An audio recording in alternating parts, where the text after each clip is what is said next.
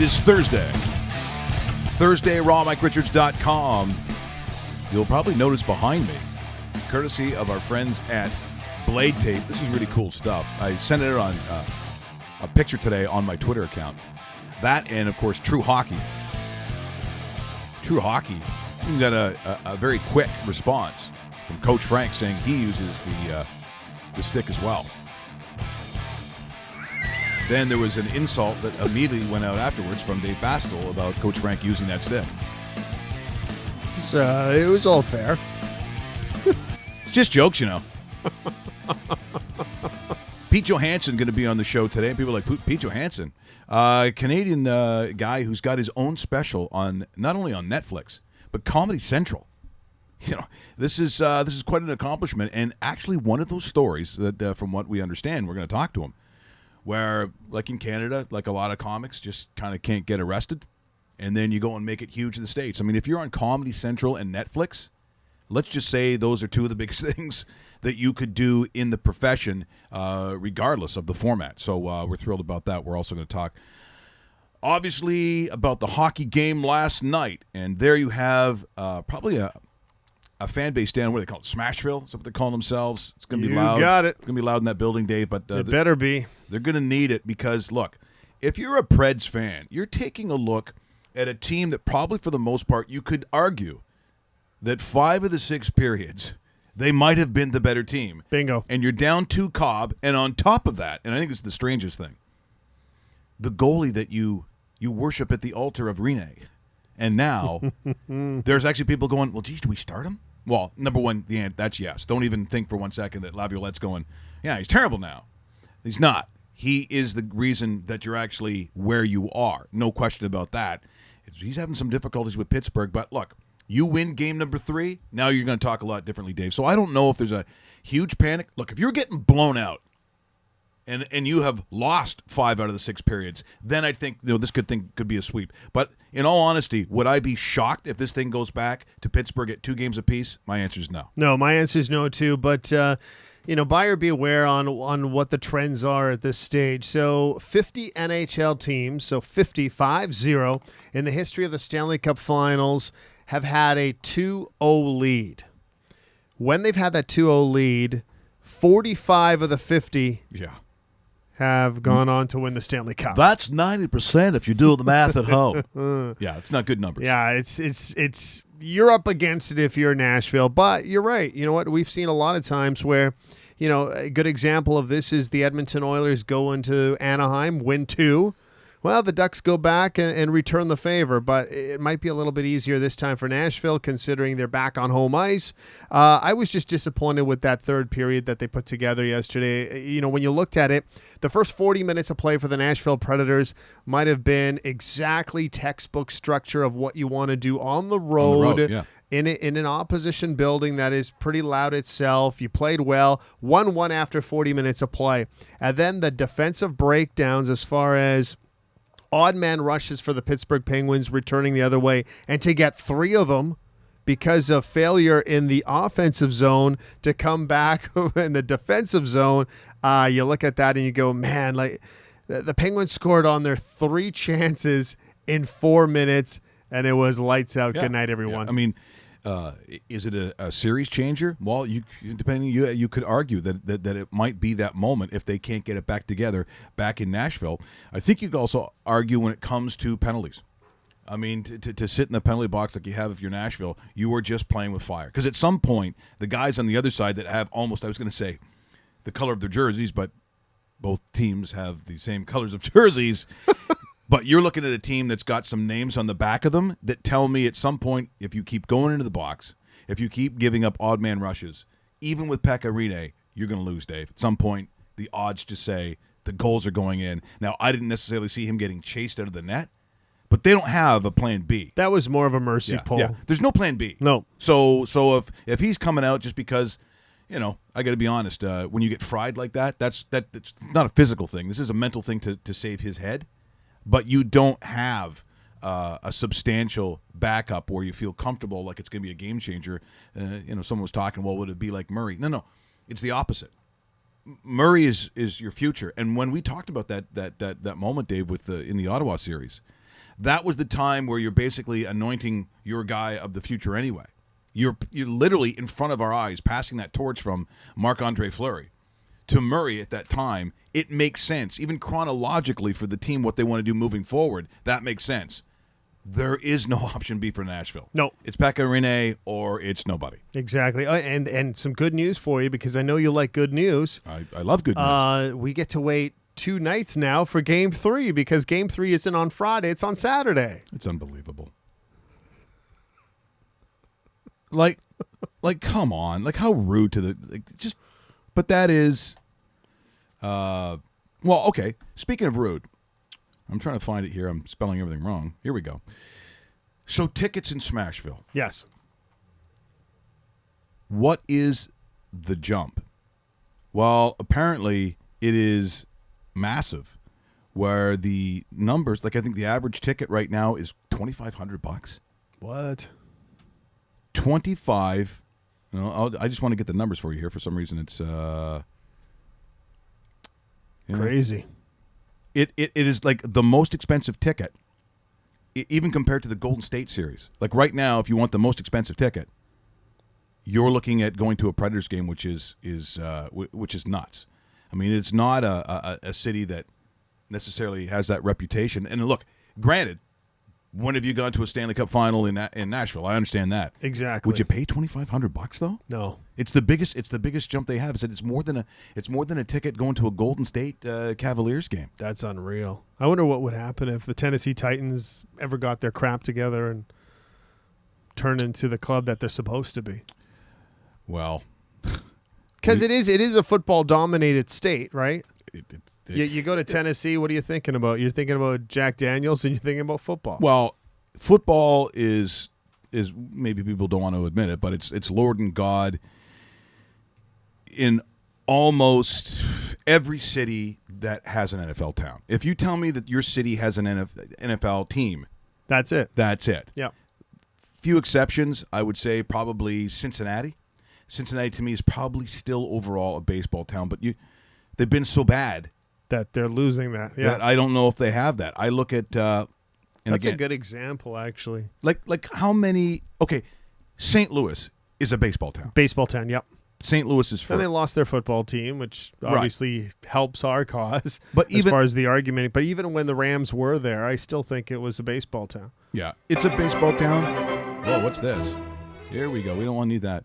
The history of what the Cardinals have done, establishing themselves as one of the great franchises in MLB the last 30, 40 years, kind of recognizes what it is. And they're a division contender year in and year out, and sometimes they take it up to that next level of being a World Series contender. So, no, I think that's big time baseball town. Here is the report. It's from the Tennessean. Reports that a ticket to Game 3 of the final, the Preds' first home game in the series, costs more than a ticket to watch the Golden State Warriors play at home in the NBA Finals. The current starting price for a ticket to the Preds' first home game has climbed to just under $1,000. Just under $1,000. Prices are as high as $7,700. Wow. That's a lot of cake. Like, if you're a hockey fan in Nashville, once again, they have solid and great fans. So don't think just because it's not traditional, which Nashville is not a traditional hockey market to some. But are you going to pay $1,500 or more for you? And well, look, put it this way: let's say it's you and your dad, and you've never seen this before. You're in Nashville. You're a huge hockey fan. You've been going to when they weren't even close. Or you had the pain of watching those Barry Trotz teams go out, play real well, and then lose in the playoffs. So now you're sitting there and go, Dad, do you want to go? Yeah. It's $15,000 for a great seat. It might be a couple of thousand for a couple, whatever. Dad, let's go watch it at your house. Yeah, I was going to say, maybe I'm asking the wrong guy. I did take my dad to one of the last ever Winnipeg Jet games 1.0. That's a cool thing. And it was because, I was one of the, at the time, right, we're talking 96, I guess, Detroit Red Wings playoff series. This is waiting in line. This isn't, you get online and you figure it out at Ticketmaster where you want to sit and stuff like that. No. It's a line around the building, and I got those, and I was happy I got those at face value. But even back then, I think it was about $100 a ticket. Yeah. different now. which is a steal. But that's $100 back then is probably like saying, oh, you know what, you're paying $350 for the game. What do you think? I as much as I love live sports, I'm not going to take mortgage payments to go out and watch a game. It's just probably I admit if it's a football game, I'd have to think about it, but it'd have to be a massive game and a reason why I'm doing that. Speaking of massive games, we're finally going to get on with the NBA Finals. Golden State -7. That line has not moved. Cemented. Yeah, has not moved. That's a tough number, man. It's a heavy number. You might even be tempted at the 225.5 with the total to take an over. Now, how motivated is LeBron James, considering yesterday, if you caught the news of somebody decided they were going to spray paint the N-word on LeBron James's house? Yeah, he's got a house in L.A. Yeah. And the strangest of the timing, I'm like, okay.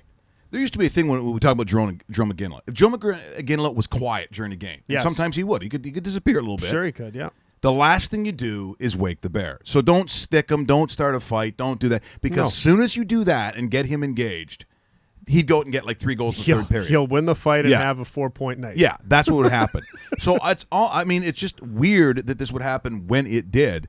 But for LeBron James, and you figure that the racial tension right now that we have in this world, and it's not just the United States. You look around the planet, there is. It's just like this cauldron, this bubbling cauldron of hate that seems to be just under the skin of literally everybody.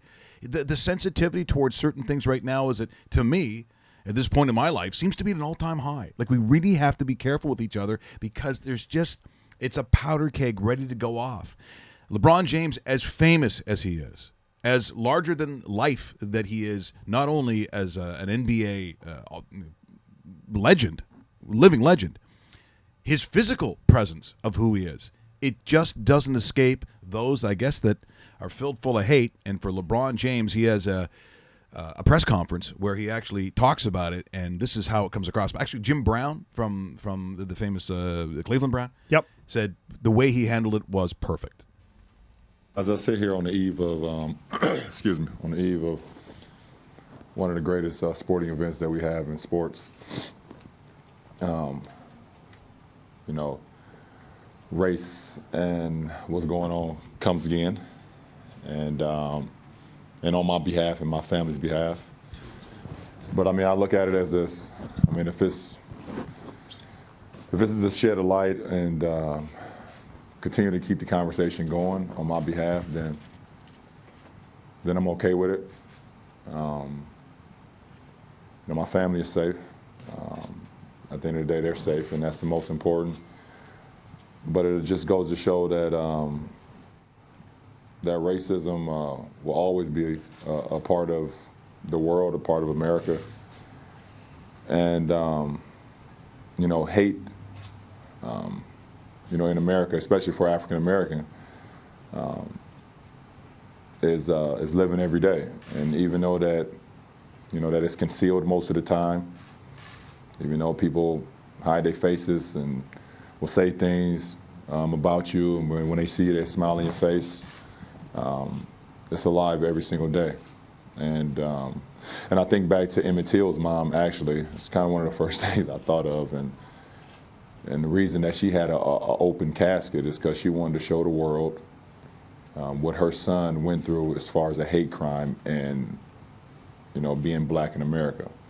That is LeBron James, once again, courtesy of ESPN and property of the NBA. And Dave, as I said, it's just, as LeBron said, we're getting ready for what we hope will be literally a magical series where I realize people heavily favor Golden State. But as we talked to Chuck Swirsky yesterday, he said, there is a Cleveland team right now, and this is before this happens, that it still gets slightly disrespected. Now, again, you've got the All-Stars sort of globetrotter-looking Golden State team, but it's still a team sport. And now that something like this happens, as you said beforehand, now, just watch. It will be really, and again, I'm not making light of it, but fascinating to see exactly how this plays into what happens for the Cleveland Guys, because I got to think the anger's got to be huge. It's going to be enormous, and it's a total garbage move by whoever did it, and I hope that they're prosecuted the right way and so forth. Because there was a security camera where they think they might have something. Exactly. Can you imagine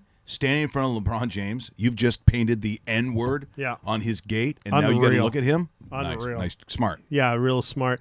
And the underlining factor of another side of this, it's Mike and Dave's gift of the day is what we're trying to tell you is Cavaliers +7 is the play in Game 1 of the NBA Finals that starts at 9 o'clock Eastern. See, that's what we do. We take that hate and we turn it into love. We take that frown and turn it upside down. We are about the love. Yeah, and the love is +7 at a 186.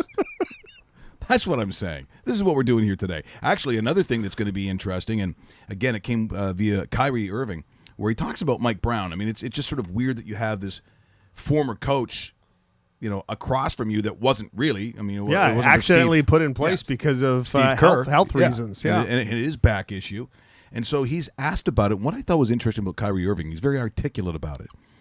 I've always said that the most difficult sport to me, if I'm paid professionally to coach, is the NBA. And the reason is, once they come out of college, they're still just, I think, a lot of them just way too young, which means there's still an immaturity about what you're dealing with. But these are athletes who have never heard the word no. These guys have been elite since almost the day they were born. They played on elite teams. They played on traveling teams. They've only been worshipped since about the age of 8. And so when they come out of college and they're like one of the top draft picks, if not the top draft pick, what do you think that 21-year-old is thinking in his head? Number one, I am right all the time. Mm-hmm. So they asked Kyrie, what's it going to be like seeing Mike Brown across the floor? What do you remember about your year under Mike Brown? What you take from it, and will it be strange at all, to be on the sidelines and see him as the opposing head coach? It's not strange. I understand that things happen in this league, sometimes whether they're controlled or uncontrolled, but it's just a learning experience. I was a 21-year kid, just trying to lead a franchise, and he was a new head coach that I had to get introduced to, a new offense, new players, as well as a new system. So it was a learning experience, to say the least. It wasn't something that I look back on and I kind of regret, being part of that, because he was just trying to teach me a lot of things that I didn't necessarily understand as a 21-year-old in the NBA. So he definitely has some great things and the knowledge of the game that's, up there with some great coaches. So I have a lot of respect for Good what answer. you just did. Wasn't that great answer? That was perfect. And again, I also, I got to say it. I think that the LeBron influence on guys like that is a positive one, because LeBron basically was a man and acted like a man from the age of probably 14 or 15. And he's never been any different. He's been just that kind of guy. So that was interesting to see that kind of influence. And maybe, Dave, that's why they're so tight. And I still think that for those that think the Warriors are just going to go out there and blow this team away, nope. I really don't. If I'm looking at a 7-game series right now, beyond the point spreads, 7 games is not going to surprise me. No, it won't. 7 games will not surprise me one bit.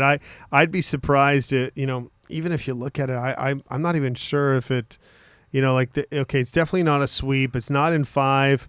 6 or 7 is your play here if you're looking at a series. But yeah, if I'm betting between 6 and 7, I'm going 7 games, and that's and I'm also hedging on the side of the Cleveland Cavaliers, not only value wise, but they got the world's best player right now, and as good and as strong as this Warrior team is, and they are very strong. I also like what the Cavaliers did in the offseason and how they bolstered the team throughout the year by improving the secondary unit. This Cavaliers team this year is better than the Cavaliers team that won last year. So remember that. But I know the Warrior comments will come in. The Warriors are better than this year than they were last year too. So yeah, it is true. I'm looking forward to it. This is going to be the series of the year as far as any matchup in North America, a head-to-head. This is it. We're about to witness it tonight. Well, you got 2 teams who have no equal in their own conferences. There is no equal to either of those two. They're the only teams that could have met, and the shame of it is in the NBA. They made the playoffs boring. Well, the playoffs were terrible. You I mean, know? they weren't engaging And at all. now it starts on June the 1st. Yeah, so maybe they got to start adding things to the other playoff series, like the alligators being let loose. Ooh, I I think like in the that. middle, piranha pools Yes. underneath the basket. Whatever, Yes. whatever it's got to be, it's got to turn into like the Hunger Games. Okay, I like I that. think maybe as a guy's You going know, for the layup, or maybe he gets or, an arrow in the back. or maybe a team like the Warriors are forced to start Russell Graham for half the game. You know what? They're still winning. They're still They still win. It's like LeBron has to go on his own. Well, yeah, okay. So they lose by 3. I mean, that's what that. Now, here is something that I know. I mean, when we start talking about all-time athletes, when we start ranking them, when we start looking at different criteria from different, like magazines. So here is ESPN, and they have done the top. So World Fame 100. Who are the most famous Yep. athletes on the planet? Now that's a different kind of conversation. So here's kind of ESPN dramatic music. I think it fits it. Yeah. I think it fits it well. I gotta So make- this formula, Mike, combines endorsements with social media following, internet search popularity, and ESPN has created the World Fame 100 rankings. So they have as their number one guy Cristiano Ronaldo, and it's kind of hard to argue that. Yeah, I can't argue that. If I'm talking about the most popular athlete worldwide known, because number one, you got to talk about footy almost invariably in this top 5 period. Yes.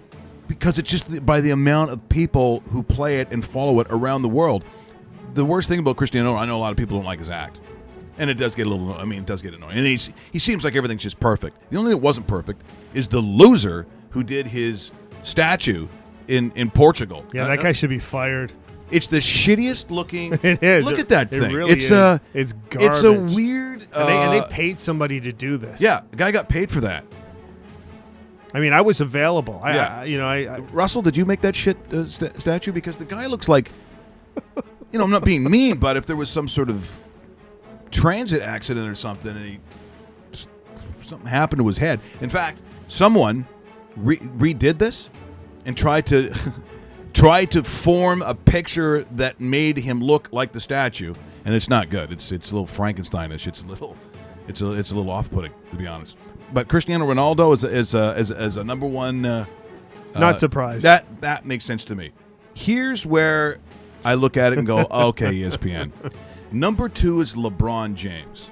Now, they just mentioned the criteria with social media, and you know how many people would follow him, like the millions. But you've got Lionel Messi at number 3.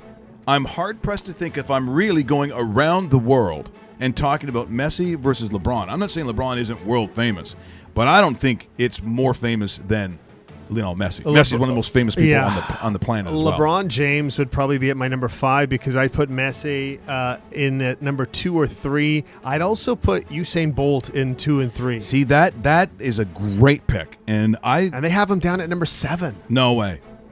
They have, and here's where we could start like machine gunning holes into this. Phil Mickelson at number 5 ridiculous. before Usain Bolt. That makes zero sense. Mickelson is ahead of Tiger Woods. And, yes, and Tiger Woods is number 10. Tiger Woods might be climbing the charts now. Now, And going from number 10 all the way to number 5. A guy who couldn't drive his car because he was so tired on fatigue and prescription medication. Tiger Woods, you're our number 5 most popular athlete in the world. Okay? So, because you got to remember, it's not Tiger Woods 2017. It's Tiger Woods' body of work and his career and it's the popularity fame. of what Tiger Woods is. Yeah. Everybody knows who Tiger Woods is. Just like, bless you, just like Muhammad Ali. If Muhammad Ali is still alive today, Him and Pele. he's in there. Yeah. Him and Pele to me. And he hasn't boxed in what, 5 decades? Yeah. 4 decades? Whatever it is? Yeah. I don't know. I just don't get it. I really don't get how Phil Mickelson is the top golfer on this Fame 100 because But again, social media speaking, Yes. he's a factor following wise, but he's not really active out there, and he's not hey, one did of you those. see Lefty's hilarious tweet on Bingo. pancakes? Bingo. Because you know that's what it would be. You got to know that. It's not going to be on triathlons. Now Roger Federer as being the top tennis guy doesn't surprise me. No, and that's Uh, why also they have, Rafael Nadal. But again, in the tennis world, you might argue that, well, why would he be number 9? And again, Kevin Durant is number 8. Yeah, I don't How get the Christ do you figure that? Yeah, I don't get that one bit. Then you've got Steph Curry at 11, Djokovic at 12. And you would have thought, at least for me, tennis-wise, that Nadal's got to be below Novak Djokovic. Bingo. But this is how they have it. You know what? Maybe it's also the popularity of Rafa Nadal in his home country, and it's substantially bigger. He's been I don't around know. longer. I'm just trying to look for reasons. One thing, and I think you might agree with me on this. We haven't talked about this one, but Conor McGregor at number 25. You got to realize that the UFC is now a world level of because sport. Let's be honest. There's someone named Virat Kohli. Yeah. I don't know who that is. And Mahendra Singh Dhoni, and again, worldwide. So I don't know who that is. Yeah. I don't know who that is. No. So that's not a North American thing. Russell, do you know who that is? Are they porn stars that we unaware with? Are they guys that you see on browsers? No? Kaká's on there. I get that. Gareth Bale. Like, you just have so many of these guys that are going to be footy. Ronda Rousey's still on there. Isn't that weird, though? Yeah, that is. I think that's weird. I thought she would drop significantly, but you know what? She is the top female draw in the sport of mixed martial arts in the history of the sport. Zlatan Ibrahimovic is 26, and he is behind Tom Brady. That's a North American pick. Yep. I don't understand that. See, Andy Murray's in there. Kyrie Irving's 34. Going down the list here. Cam Newton's 47. I would think Eugenie Bouchard is in the top 100. I'm kind of surprised by that. She's 93rd. Yeah, well, she's Yeah. our top 100 too, but different list. Different list. Okay. Eli Manning, Odell Beckham Jr. Like, at some point, there's Schweinsteiger. Schweinsteiger. That's a massive footy name, and I just can't see the Eli Manning He's or with, Drew he's with the Chicago Fire now, Schweinsteiger. Schweinsteiger. MLS. He's got the best. That's the best name. to It is scream a out. great name. Schweinsteiger. Should have been a villain in a Schwarzenegger movie. Yeah. Well, you know who's a great villain? It would be Guy Boucher in that voice. Yes, If yes. that's not the best And Bond he has villain. the look. Yeah, a total Bond Well, villain. if you ask me, Mr. Bond, surely you enjoy killing as much as I do. That's right, Boucher. How would you like a slap? Adam Scott's in there, and Mohamed Salah. Like some of these names, honestly, I don't know what they do. I mean, there could be squash in here or something. I don't know. Is that racquetball? I don't know. I don't like any of those sports. People go, "Hey, want to play racquetball or squash this weekend?" Fuck no. No. No, we're not friends. No. I don't know. One of my friends who would ever say that that's fun or engaging to sit around and look. The only time I kind of thought squash was fun and it was watching it was John Candy in Splash. Okay. While he's having a beer and yes, smoking against Tom Hanks. That's the only time squash or racquetball or whatever it was looked cool. The only time. Dwight Howard, by the way, 65th. Yeah. See, come on. Dwight Howard. What? Dwight Howard isn't an NBA All-Star anymore, but for some reason he's 65th on this list of 100 world athletes. Yeah, that makes no sense. If we're going to talk about North American sports, if we're going to talk a little NFL here, it's kind of weird the way that they're treating in Brock Osweiler, rather. Yep. They're trying so hard to make it. It's just the way they word things. Now the coach has come out and says that, now if it's me, I'm not pleased if I'm Brock. Hey, he's a pleasant surprise. Is that the word you want to hear when you think that you're the number one, you're vying for a job, you're trying to save your career, and you go, you know what? You actually are not bad. What? So you've got their organization saying, he's done a good job. He works hard every day. He's into it. I think he really enjoys being here.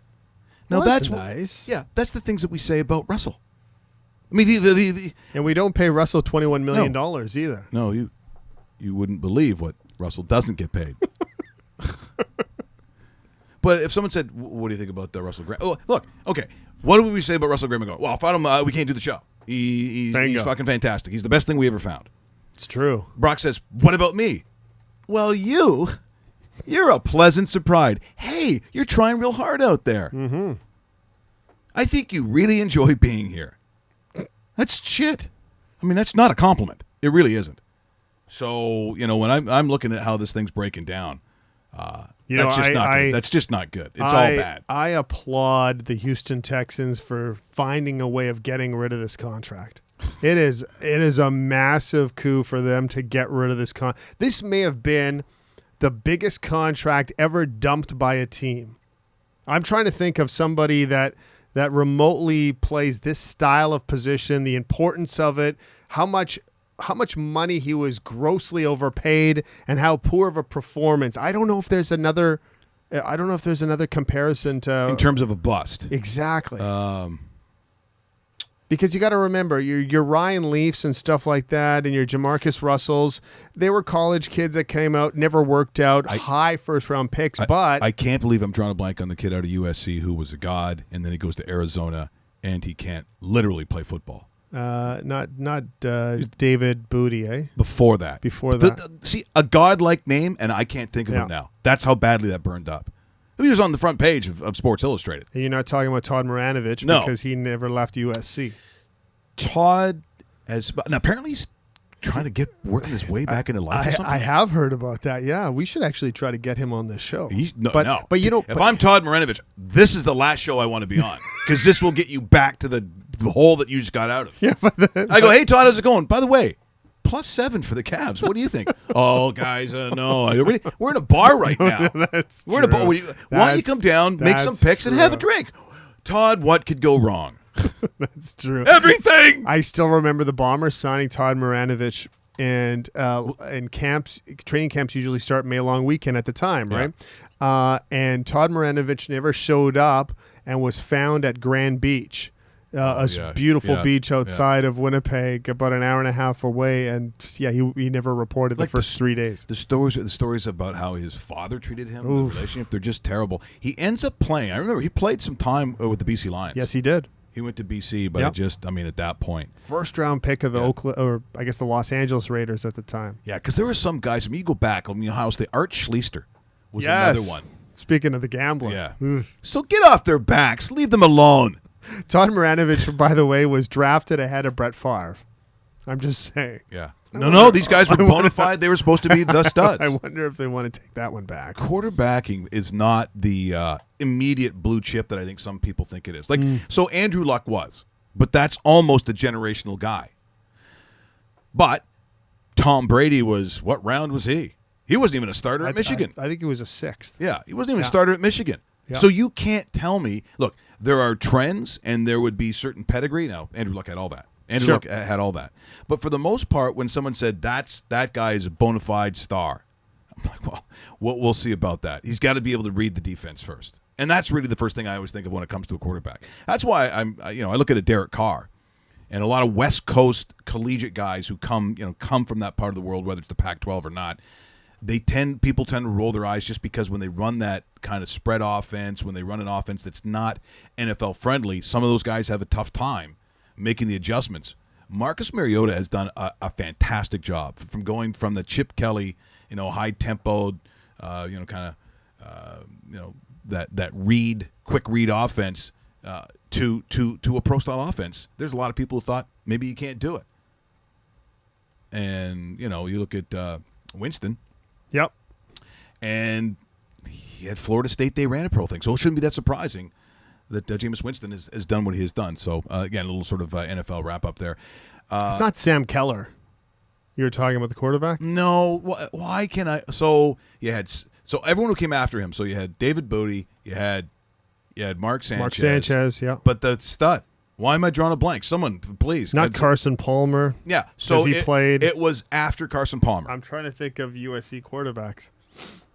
Yeah. I don't know. See, how this is unbelievable that I can't even think of this. Because he was the only thing that you talked about. This is nice on a Thursday. It's not even Friday. I can't even blame it on a Friday. Pete Johansson is going to join us. His own special on Netflix and Comedy Central. We're going to get a take on him because he literally is a world traveler. The last thing I believe that he Matt filmed Leinart. Matt Leinart. There you Oh my God, Mike. Okay. Resuscitate yourself. And Booty, the John David Booty. That was him and Sanchez when they came after. Yeah. They were in the shadow of a Matt Leinart, to be honest. Yes. And Because they're Matt Leinart was supposed to be the guy. Yeah. The guy. No, he was the dude. He was the man. Yeah, he had a good look to him, too. Yeah. He probably did well off the field. Just saying. Oh, he did. And continues to do so. Because The girls are doing what I did. Weren't you, no, you're not Mark Sanchez. He's Latino. Now, apparently there's you've got some information on some awesome nicknames when it comes to arrests. I'm Yes. sorry, but sometimes arresting people, okay, here's what we'll do. Before we get to the arrest list, Yes. let's get to the weirdness of the Tiger Woods story, because here's what I think is the point where it starts to make me feel uncomfortable. So let's say Tiger Woods is your brother. He's in your family. Okay. And you can roll this. If you're watching on the dedicated YouTube channel, or if you're watching later on, you're going to see, because you've probably seen this. This is the Jupiter Police Department. This is their dash cam. So they're showing the sobriety test. They're doing all this stuff, Dave. How come they can sell it to TMZ? This is brutal. Like if it's my brother, so let's say it's you. I'm going, oh no, wait a minute. This thing hasn't even gone to court yet. This thing isn't, and he has the zeros as they say in the police report. How come they could make this public? This is absolutely brutal. The Jupiter Police Department should be taken to task on this, and I hope Tiger is allowed. I'm not sure if he is, but I hope he's allowed to counter this. Well, you gotta think that they should. TMZ got a hold of this thing, and they don't get them for free. Brutal. No, exactly. So there you see how tired he is. I don't know. Are we saying that this is actually fair? I don't know. It makes me feel real uncomfortable. I'm not. I don't know. I'm not a fan of what happened. And I just think that in this day and age where you're talking about human rights and violations and all those kinds of things, how is this able to even be public before it even goes to trial? So now, because now you got to find, when they talk about trials or however it's going to be, how are you not biased by seeing that? Bingo. I don't know. I don't get that. We're going to have Pete Johansson in studio in just a couple of moments here, but arrests and funny names. Now, and they just happen to be some of our Italian friends, and it seems like when the mob guys get arrested, you have to hand it to them. They do it in style. They do it in style. Yeah. And they got the best name. So now, what is the name of the family? Okay, so according to Barstool Sports, 19 members of the Lucchese family were arrested on charges of murder, drug dealing, extortion, gambling, racketeering, and so forth. So it's a shame because I kind of like half of those things. And I'm not going to tell you which half. Some of it might not be good for families. So I'm not going to get to the real names because the nicknames are the ones that are key here. Yeah, we don't want the real names. What are they? So out of this list, I'm almost thinking we could probably come up with a name for Russell Graham. Okay. So let's start off with Wonder Boy. Is Wonder Boy an option? Actually, Wonder Boy's not bad. Wonder Boy's not bad. Yeah, Wonder Boy. What about the nickname is Big John, but Big Russ. Big Russ? No. No? No. Okay. I don't like it. Not Tino. No. Okay. This one might be off the chart, but I'm just reading here, folks. Yes. Jimmy the Jew.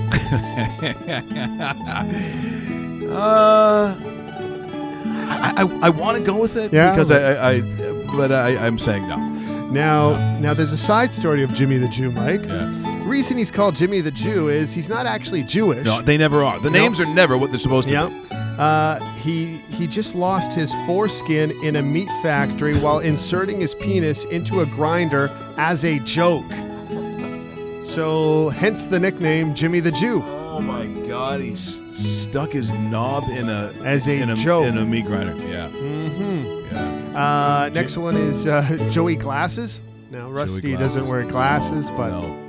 Russ actually comes across as he probably did wear glasses at once. He's shaking his head. Did. There you go. Oh yeah. Now Joey Glasses wears glasses, of course, unlike the other 38 Joes who all had LASIK surgery, but Joey didn't. Now Paulie Roast Beef. Oh, I like that name. Paulie Roast Beef. The reason they call him Paulie Roast Beef is he once ordered roast beef sandwich and told the deli to hold the bread, mayo, onion, tomato, and lettuce. Yeah. Now, Paulie Roast Beef is 5'8", 245 pounds. Just saying. And finally, Spanish Carmine. Spanish Carmine. Yeah, Spanish Carmine is the third cousin of Sergio Garcia, and he's originally from Spain. No way. Yes. That's actually pretty good. That is pretty cool. Way to go, Sergio. You're on your way. So there you go. So are we going with Wonder Boy? I'm going with roast beef. Roast beef? Russell roast beef. Russell to me, roast beef? Yeah, Russell roast beef. That's got to win. What do you think? Roast beef. Hey, roast beef. Hey, roast Okay. beef. Okay, so Pete Johansson, kind of a cool story, has joined us here today. Also, a reminder that tomorrow, Jim Cuddy going to be in studio. That's going to be awesome. If you're in the GTA or further away and you want to meet a real musical icon, there's so much stuff that you can talk with Jim Cuddy. That's tomorrow. If you want to join us in the studio at 234 King Street East, right downtown. And you can meet Russell, too. Yeah, Wonder we're gonna Boy. be, roast beef. Now, we've got to go chase Pete because he probably doesn't know he's on. But let's go to some of his work. This is from his latest special that you can see on Comedy Central and actually on Netflix as well. This Is Not Happening is the name of the special. I'm going to do a little story kind of about my family and love and stuff like that, all those sweet ideas right there. I don't think I could have told this story before, had he asked me to do this in my 20s, because the only person I loved was myself back in my 20s. I really did. I actually, the only thing that made me cry in my 20s was thinking of myself dying. I discovered that in acting class. I was serious. I would think of myself dying, and I'd think about myself departing the earth and think how sad it was for everybody else, and I'd cry. And I know. That's twisted, right? But I grew up, so now I'm in my 40s something, and now that I'm older, I can talk a little bit more honestly about stuff like this. I don't have a table. But I've recently gone through quite an experience with my mom, and this story is going to deal with a lot with my mom, and she's an amazing woman. She's the coolest. She's the coolest. Say anything bad about my mom, I'll kill you. I will. I love my mom. Yeah. Raised me she was an artist and a nurse, mainly an artist. From a very young age, she exposed me to art, trying to get me to understand the finer things in life and be really sophisticated, understanding, sort of value the beauty in the world and stuff like that. From like 5 or 6, she'd have me up in her studio, in her room, and just watching her paint and stuff like that. And first nudes I ever saw were my mom's paintings, which is kind of cool. Not really good nudes. I mean, this is rural Canada. Not a lot of great people posed for art. You didn't have the sexiest people you've ever seen in my mom's art shows. But they came in handy when I started going through puberty. And I know, isn't that gross? And I'm not even making that up. The first thing I ever masturbated to were sketches my mom's made. I know, it's horrible. That lasted until I found her art books. And then, her art books were amazing. I became the most sophisticated masturbator on the planet. I did. I jerked off to Rubens, Seurat, Botticelli, Gustav Klimt. I painted the Louvre daily in semen. I loved masturbating. And all my mom saw was me walking up to my room with art books. Oh, my little boy loves art. Look at him. I loved art back then. I did. And a weird thing happened. We moved. I was raised in a very religious family, and my dad lost all of our money. Not through bad business, but because he became religious. He became a lay Franciscan monk, and without telling my mom or anybody else in the family, he donated all our money to charity. And we went broke. And we had to move. And so we moved, and I quickly put my stuff in boxes, and I had acquired a little porn by that point. And It's like Ben Johnson. And we are back in studio with Pete Johansson. He's probably the only guy I know that has had his own. That too. Yeah, it's stunning. Blushing already. Your own special on Netflix. oh yeah. This is Pete. This is a Netflix world. I mean, Yeah. you're talking. Aside from Game of Thrones, which isn't. But Game of Thrones. I was watching that last night, man. I went back and watched the first season. I'd forgotten it all. well, I This I first forget season's it. so I good. forget that's the episode beforehand. It's so complicated sometimes. I'm like, oh, okay. So who's that? The daughter of the what? The dragon? Yeah. Like, I can never remember Well, what's it's hard going to on. remember her scenes because your pants are off. We talked about that the other day. They had the picture up just solidly. Like I want to admire her acting skills and the storyline, but I just get distracted by the sexuality Well, of she's- somebody who can give birth to dragons. Yeah, There's something yeah, really hot about that. yeah. How does that come across in the writing room? I don't know. It's one writer, right? It's just George R. R. Martin, just there. It's and just him. Just a huge buffet table in his thing. That's it. That's kind of messed Yeah, up. someone's He's not going. a big eater. He's a big eater. Hey, you know what would be good if she gave birth to fucking dragons. I love that you gave him a British accent when he's from the States. I don't know. I'm No. a dork, man. I'm all into that stuff. Yeah, no, I love the game. I'm such a dork. Sorry. Don't That's get coming. me No, hold on. But that's coming out July something, the 11th or something. The Game of Thrones. The new one's July. I think it's July 17th. 17th. Yeah. I could be 17th. wrong though, and Yeah. I hope nobody just turns to this show for their HBO information and doesn't just give it a quick Google to double check. Don't like, oh, we can go on vacation for 6 days. Game of Thrones not on, and then find out later it's on. But you can just download it illegally. What are you doing? They don't air it in Australia. It's the most illegally downloaded program in the world in Australia. Why not in Australia? What's the Oh, problem because of greed. That is what a crazy story Yeah, that well, is. missing an opportunity there. All of entertainment's corrupted by greed when you think about it. I mean, access, the whole reason people pirate is because of access speed. We want something right away, and then the companies, but we're not getting all our money out of it. So if they just said, oh, you can have it now for $26, we'd take it because we want it now. But because they want to hold out, make deals, backdoors, stuff like that, it all gets screwed up. And don't get me into this early in the morning. I was going to say you're I'll get off. you really got into that quickly. That was I good. get real mad about stuff too like that. quickly. Yeah, he doesn't even like the mornings, folks. He was mad about the morning, so this is good. I'm not was mad about the morning. They happen all the time. I can't stop. Well, and see, when you come from Kelowna, it's a laid-back area. I'm not a fan of Kelowna. You're not a fan of Really? Kelowna? There's a handful of people I really like that I grew up with, but all in all, I feel the city is a microcosm of bad design and all its most worst case scenario. It's short-term greed over. It used to be a beautiful town full of orchards and parks and design. Now it's a living traffic jam. Yeah, no, it is Strip true. For malls. those who have been there, it And- is difficult to and get they around. Cut down all the most beautiful orchards, all the things that made it a special place.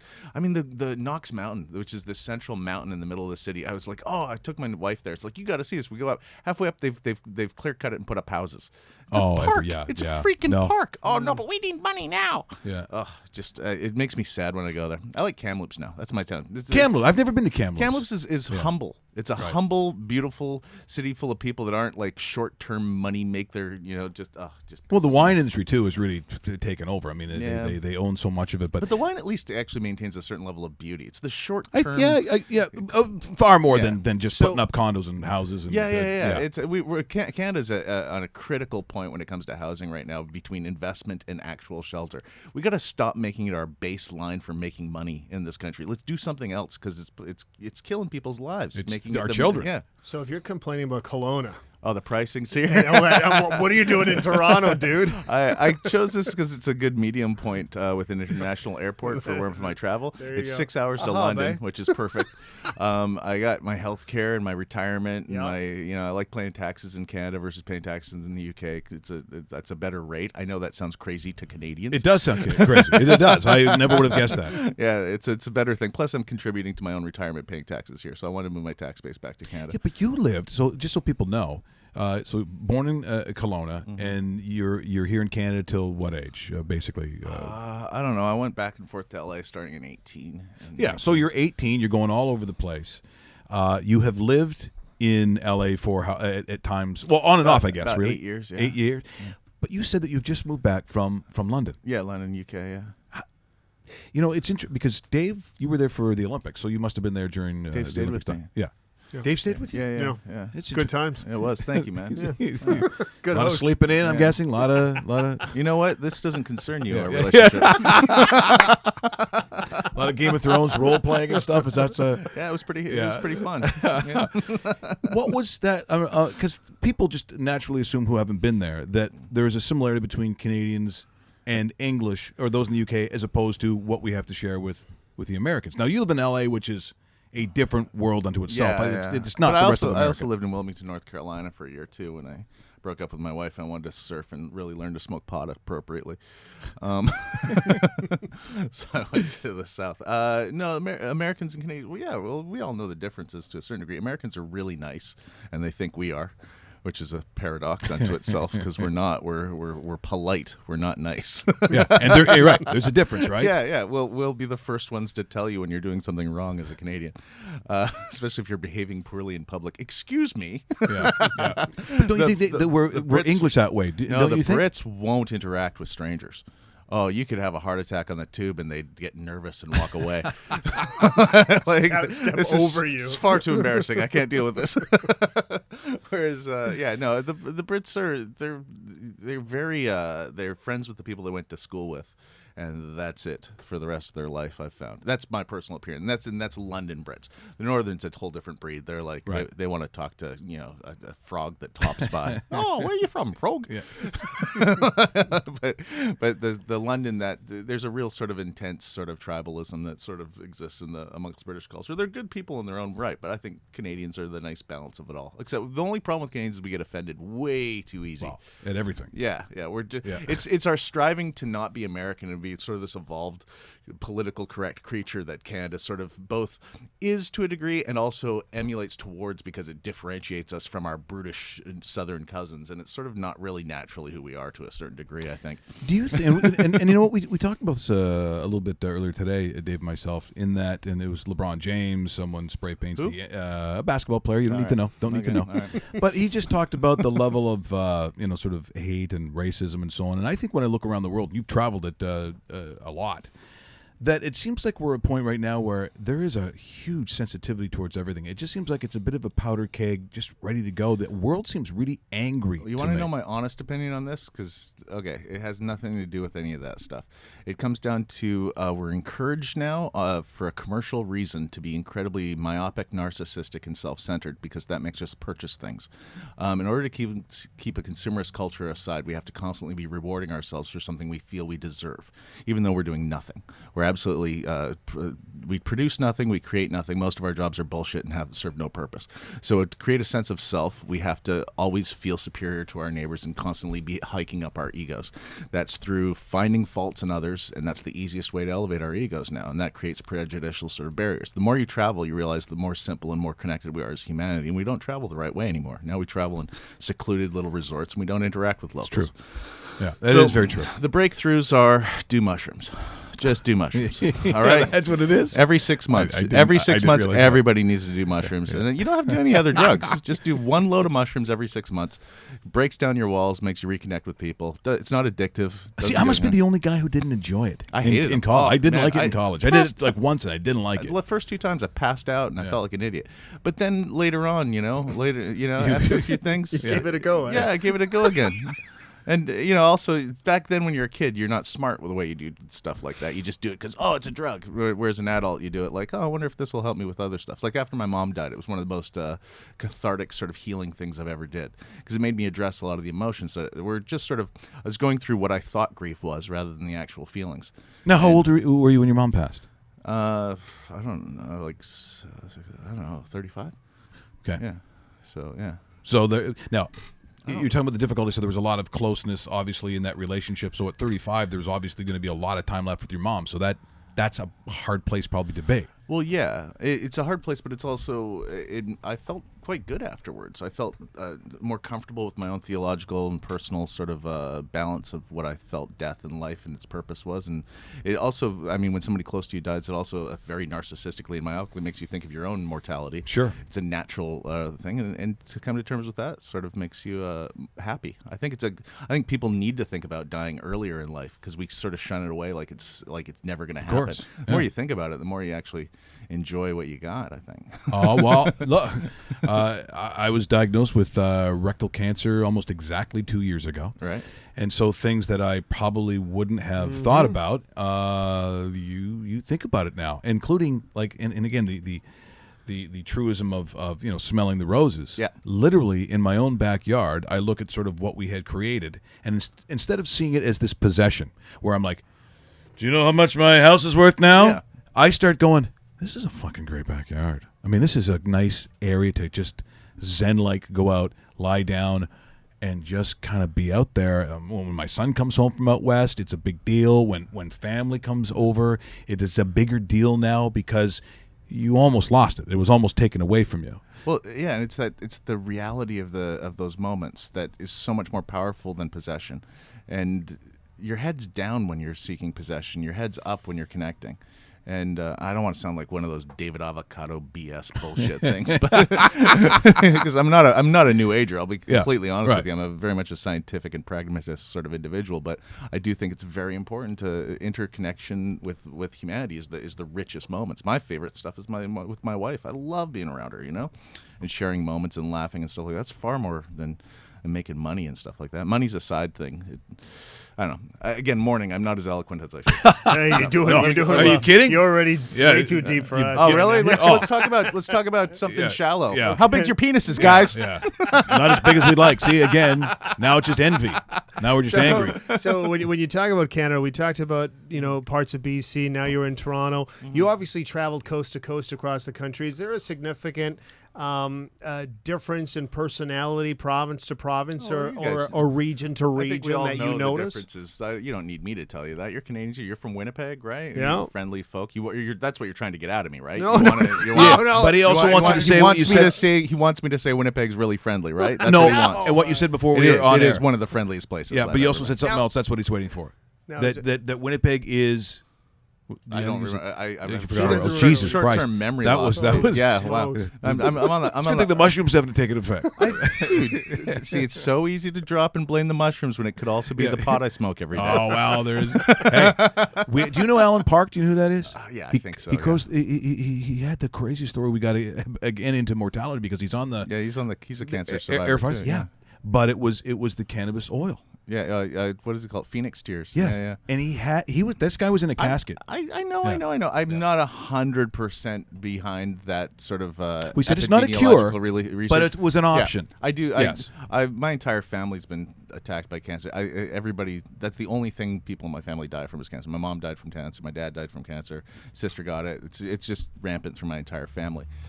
So I'm a little hesitant to tell. I think, again, it's an adjunct. Yes, absolutely. It's probably helpful in a lot of aspects. But, God, for love of God, don't give up on allopathy.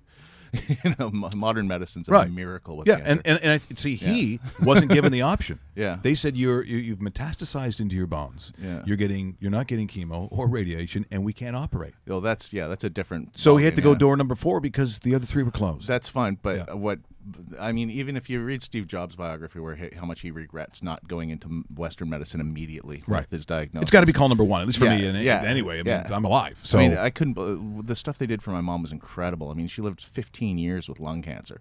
Wow. I mean, that's all through just every step forward and stuff like that. And that's another thing that pisses me off about the U.S. When I'm sitting in a restaurant in Venice once, listening to these women from Georgia talk about stuff in there. Oh, you're from Canada. Oh, I'm sorry about your health care. I'm like, fuck you, you ignorant.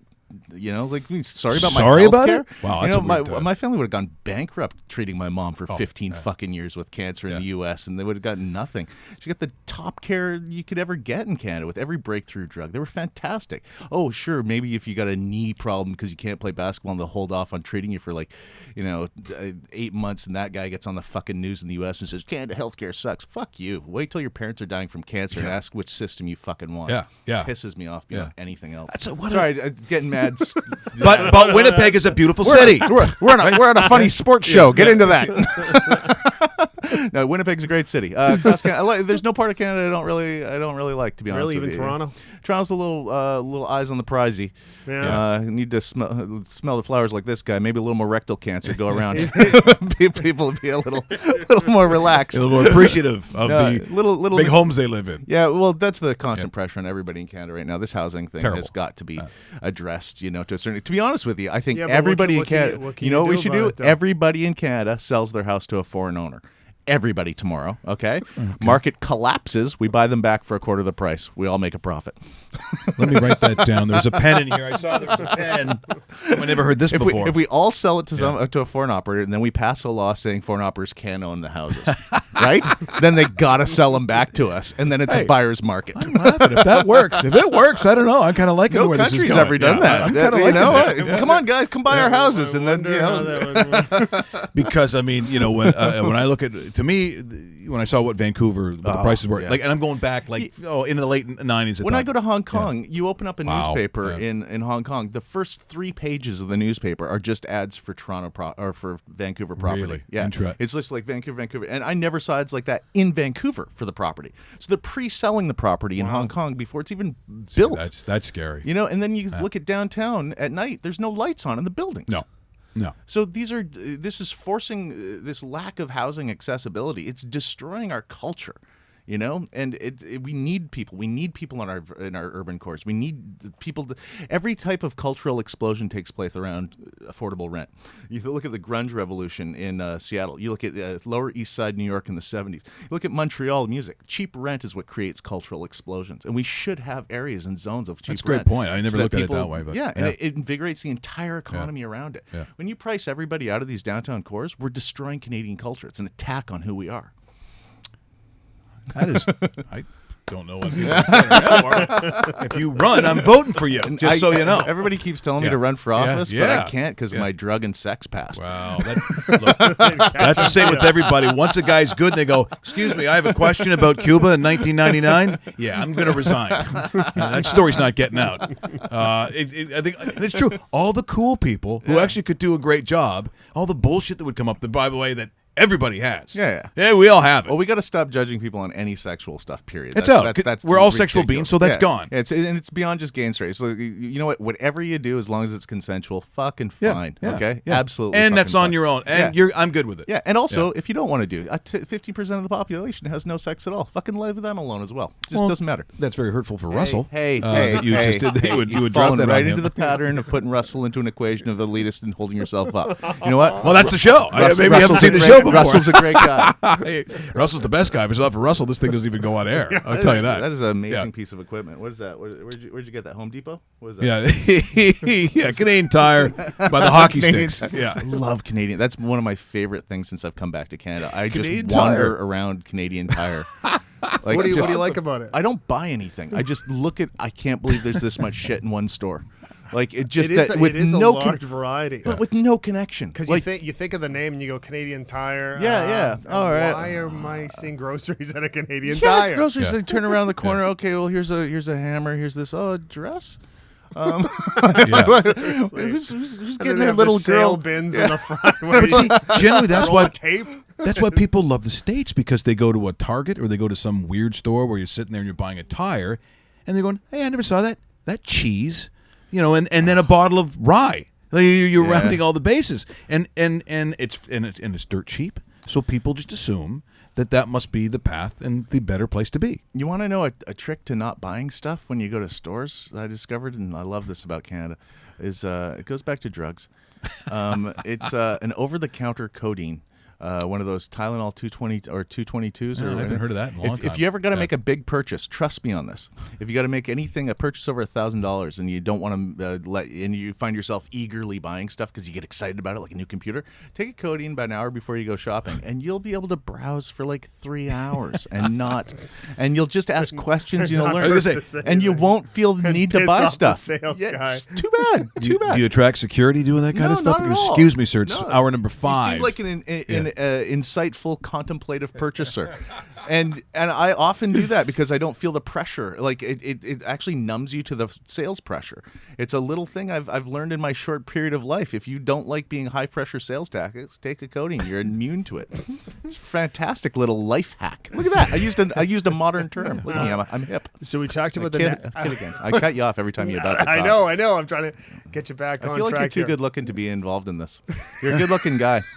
Like you shouldn't be on radio. I get this guy on radio, but Oh, you, very insulting. my lord, Well, you are you look like very- you should head a network. Well, That's you what are- this guy you is. are And very those are the nice. best looking Yeah. people. Well, network heads. but Everybody they says don't, it. They don't hire anyone anymore. That's the problem. Yeah. It costs money, Have you seen and the they industry don't want out that. there? Me and this guy should be on radio. Yeah, they don't want that. Well, we're actually on camera right now, so. Oh, is there a Oh, no, it's a camera? 3-shot. Ah, son of a- Yeah, you didn't realize that this was a How televised did show. this happen? This Why, is- every time I show up to podcasts, I'm on the Yeah. fucking Yeah, this is video now. yeah. I don't do. Yeah. Oh, there you go.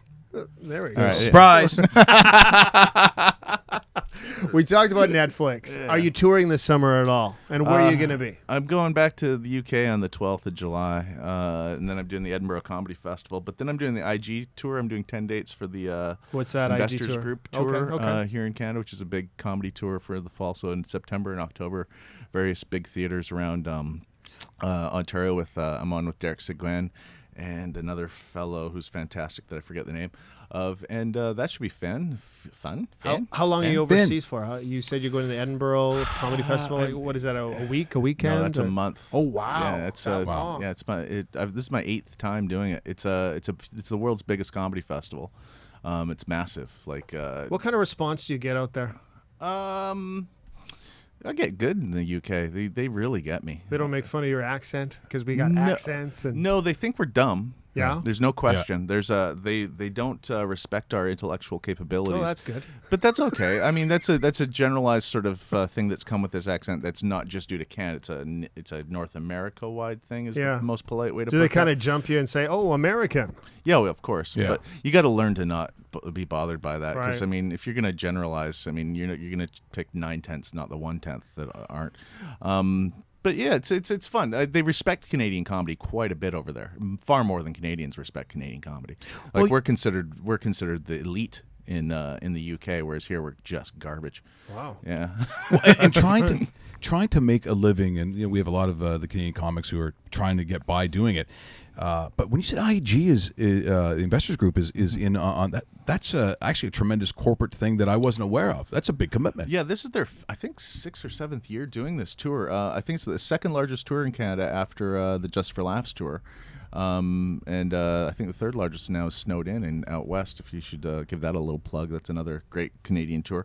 But Investors Group, yeah, they've been really big sponsors of touring comedy in Tremendous, Canada. Yeah. and surprising almost. I mean, it's comedy is something that a lot of corporations Actually, that's not their I think it's go-to. insightful. Yeah. And to be honest with you, that fear of corporations in Canada of touching comedy is dumbfounded because you're looking for an edge in this world, what engages people, that stimulates and attracts people. Comedy is the right way to go. This cautious Canadian BS of everybody's got to be as bland as that Mulrooney kid on Entertainment Weekly.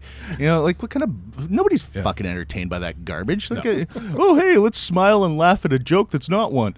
You know, that's all that bullshit. That's what all those shows are, though, right? Oh, that's Honestly. a great line. I'll tell you what. Nobody's And then laughing with Beyonce you. bought up You're hers. laughing alone, you psychopaths. Yeah, Yeah, I know. Dude, that would eliminate most of the morning shows coast to coast. I think that last Actually, comment. morning shows Yeah, I yeah. find sometimes funny. Yeah. You know, like because there's Well, they're supposed to be. There's a grumpiness to getting up Yeah. in the morning that I Supposed to think. be, yeah. But it's the TV anchor talk bullshit that just come on. There's no reality about humanity on those things anymore. And we adopted that from the U.S. We never used to be like that in Canada. We used to just be boring, and I respected that when we were boring. When we didn't smile or laugh, we just told what the fucking facts were and we moved on. You ever watch an old debate from like the 80s? It's the most sobering thing when three political parties agree with each other. Yeah. It's I remember showing this to an American. They're like, all your guys just agreed with each other. What the fuck just Yeah, happened? they don't get that. That's yeah, not well, their because it's thing. policy, and Yeah. they're like, yeah, that's a good policy. Yeah, I agree with him. Yeah. Okay, next point. That was the debates. Now it's like everybody has to fucking escalate everything because we're simplistic little creatures. Now, for people listening and watching, And watching, so yes. so a Netflix special. Yeah, you want to get back to that? Yeah, huh? we Yeah. don't. How's Well, that that's work? kinda cool, don't yeah, you think? We all Like, think it's cool. yeah. We think it's cool. Don't just overskip it. Yeah. Well, yeah, It's, it's cool. I've good following in Europe. That's how that happened. I've been playing Holland for about 9 years. It's my favorite country to do comedy in, to be honest with you. Interesting. Yeah, the best club in the world, Tumblers, in Amsterdam. It's a place where there's a freedom of discussion and content, and you can approach any topic, and they're open-minded about it. You never hear ooh that you get from audiences here. They want to actually hear the complete thought and idea before they make a decision. So for years I've been going back there, and developed a bit of a following, and so I got a DVD deal. And then the DVD market died. Nobody's everywhere. Nobody's buying Yeah. DVDs. So this company that had owed me money for the thing said, why don't we try getting Netflix on board? And then they got on board. They was originally just for the Netherlands, but then they saw it and they decided to release it when Netflix went out to 82 countries. It was the first special to go to all 82 countries. And the name of it is, for those watching? I don't remember. Oh, come on. You might also enjoy Pete Johansson. Yeah. I named it off the menu. Just to convince. But it's kind of my favorite thing about that, and I don't like talking about my own stuff that much, but I did think it was pretty cool when they subtitled it for Japan, China, and Really? Korea. I thought that was like, oh man, I can get Another audience. I can get a fan in Yeah, Japan. massive, Huge yeah. in Japan. Where I'd be sure. Johansson's son. Yes, it would. It's been great having you here Oh, it today. really has been good. You know what? You've got a lot of actually tweets saying this is actually pretty cool. I mean, again, the backbone of it is sports, but the reason that we wanted to do this in the first place is so we could talk about anything I'll be honest for as with long you. as we want. I need to find a sport to watch because I feel like like I'm outside of men. right. And my dad played professional hockey, so I can't watch hockey. I hate hockey. Professional hockey play for who? Yeah, do we really want to do Yeah. Well, we you do, dropped we the do. bomb out Yeah, there. sure. You can't just say Yeah. that. We say that all the time, but He nobody played. believes us. He won the Stanley Cup in the '50s with Gordie Howe, Ted Lindsay, Al Arbor with the Detroit Red Wings. Wow. Okay. Yeah. That's I don't even know how to skate. That's my connection. I love basketball, but I can't handle the fourth quarter. It's just Too nerve-wracking for you. No, it's too many timeouts. Well, Drives the me last nuts. 2 minutes of the game. I want to go home. I want to go home. Yeah, well, I it lasts an hour. I think that you shouldn't be able to call a timeout after the third period, and I'd watch.